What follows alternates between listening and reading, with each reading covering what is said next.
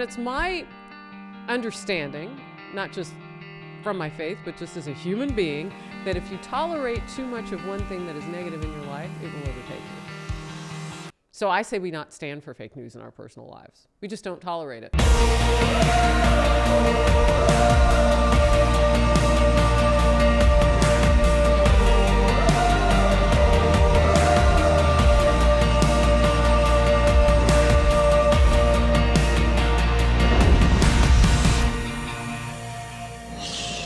Hey, so we just walked off the Convocation stage. Woo! Wow, what a great speech. Thank you so much. 9 Rules of Engagement, coming out June the 5th. Yep. And it's going to be a best-selling book. And thank you so much, Ms. Faulkner, for being here. And you spoke 3 of those essential truths. Mm-hmm. And certainly when people grab the book, they can get the rest of those 9 essentials. But how has your experience been here so far, being at Liberty University? The first thing I thought, and I spoke it when I walked on stage, first of all, it looked like a concert. Like, Yeah, you said it was like a Billy Joel concert. It was. Yeah. It was like Madison Square Garden. It was so great.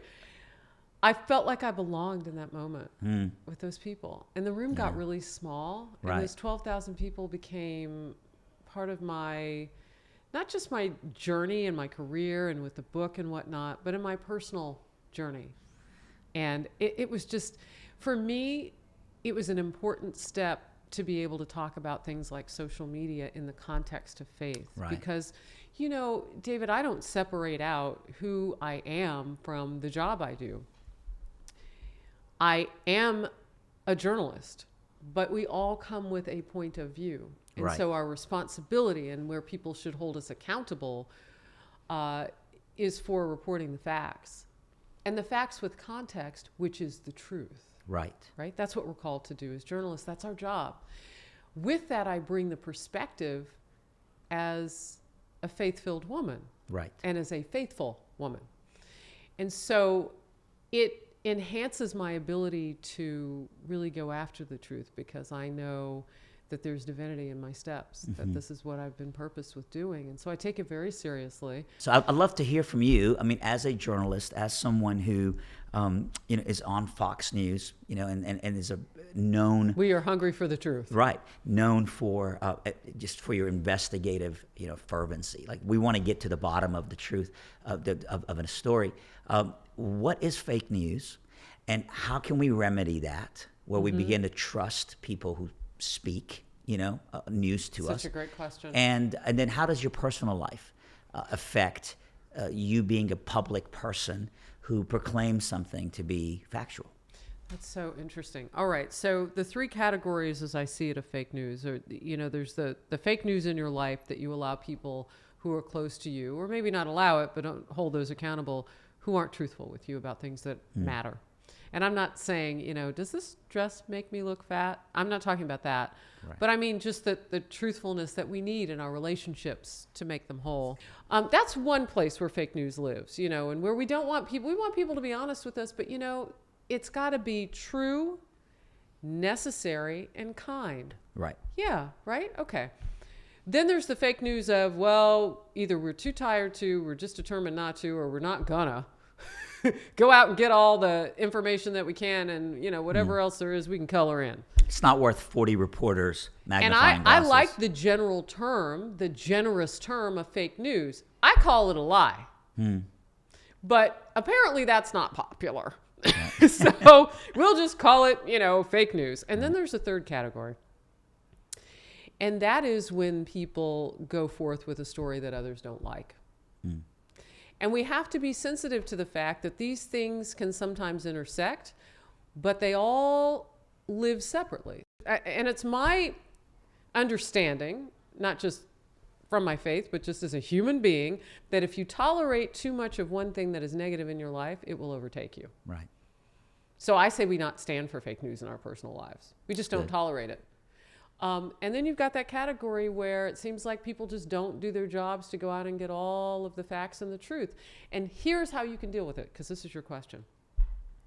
Make sure that you're getting your source of information from more than one.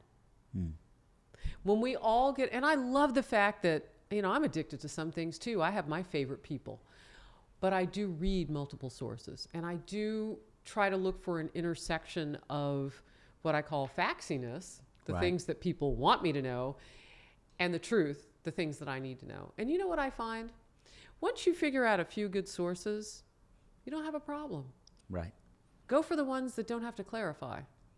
So talk to me about sources. So you're saying if you become a trusted source, a trusted voice, then people begin to go to you. That's a lot of responsibility. Right. And what people are doing is extending you an invitation into their lives. Right. And you know what comes with that invitation? Expectation.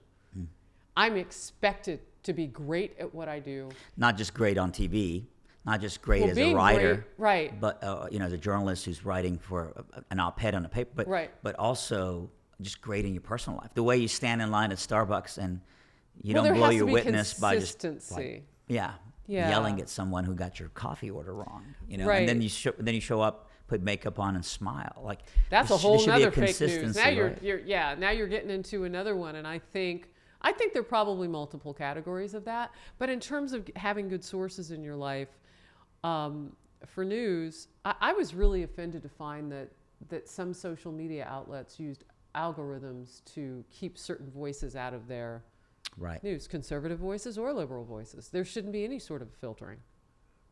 I mean, either you offer it all up and let people make their own choice, or call yourself an advocate for one side or the other. So the consistency about what you're saying, though, David, is so important because people do trust me. Now, they know I'm not perfect.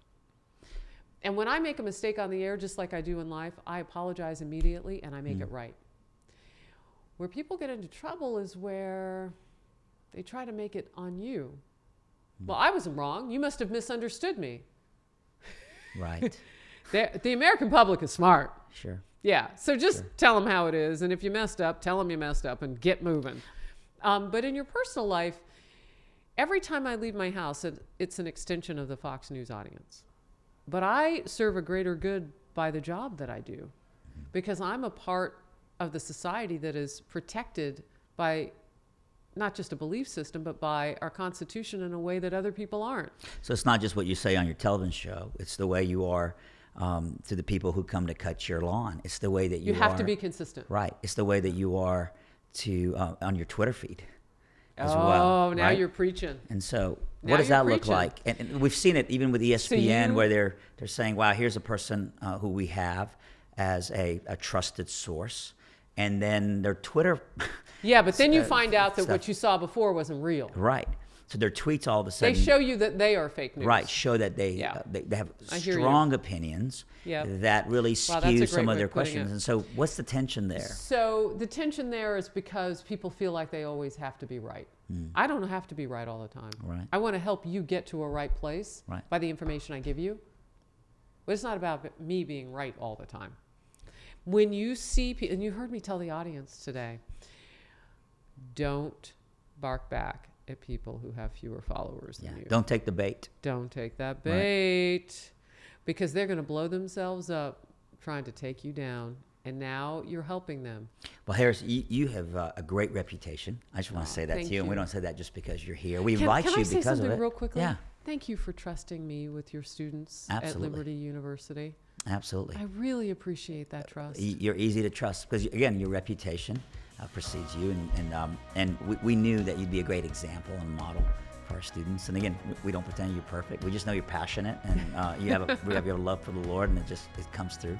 Thanks for coming and spending time with us. And Absolutely. Thanks for talking about fake news and integrity in journalism. Yeah, it was a great conversation because you taught me a couple things, and I'm hoping that your listeners will be edified by the fact that they can control some of this. Right. Absolutely. Right?